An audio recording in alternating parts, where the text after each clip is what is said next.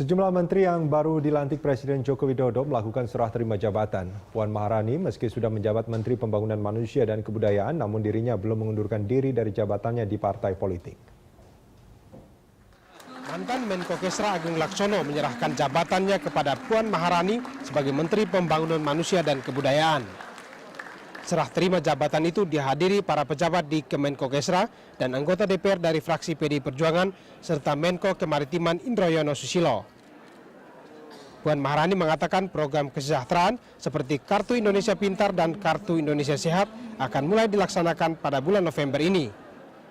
Implementasinya bekerja sama dengan kementerian lain seperti pendidikan, kesehatan, dan kelautan. Meski telah resmi menjabat Menteri Pembangunan Manusia dan Kebudayaan, Puan Maharani belum mengundurkan diri dari jabatannya di DPP PDI Perjuangan.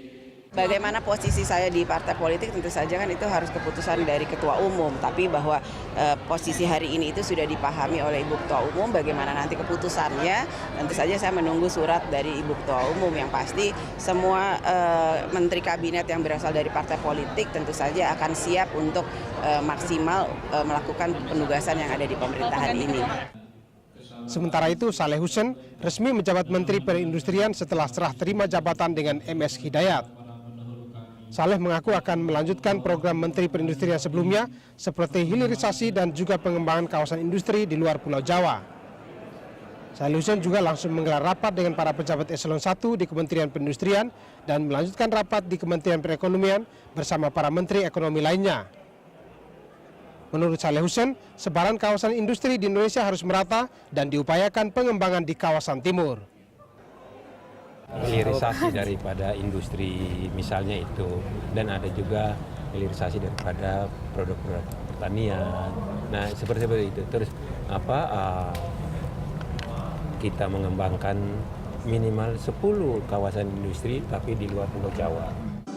Serah terima jabatan juga dilakukan di Kementerian Riset dan Teknologi yang berubah nama menjadi Kementerian Riset Teknologi dan Pendidikan Tinggi. Gusti Muhammad Hatta menyerahkan jabatannya kepada Muhammad Nasir. Pada acara serah terima jabatan itu, Gusti Muhammad juga memperkenalkan para pejabat eselon 1 dan pejabat lain di Kemenristek kepada menteri yang baru.